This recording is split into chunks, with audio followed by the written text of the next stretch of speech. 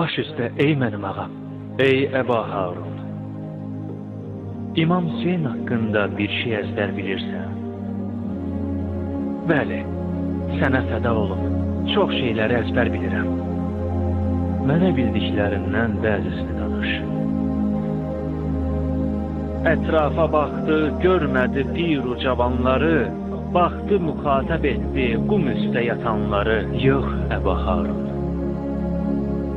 mənə oxuduğunuz kimi oxuyun. Esselamu aleyke ya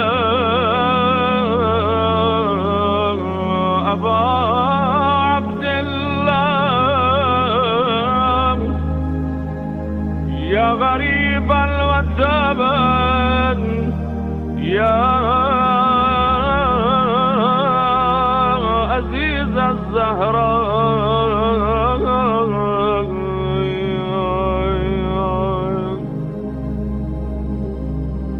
Etrafa baktı, görmedi pir o cavanların. Baktı muhatap etti kum üstte yatanların. Ağa kan içinde leyak çalır, bir sağına baktı, bir soluna baktı. Ey kana gark olan şüheda, ses verin bana. Yalgızlayıp Hüseyin'i bela, ses verin bana, ses verin bana.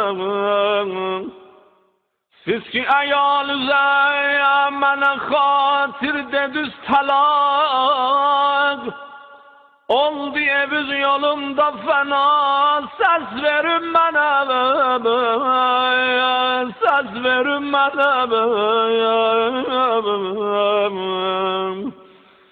Çox ləşkərim var idi, dağıldı.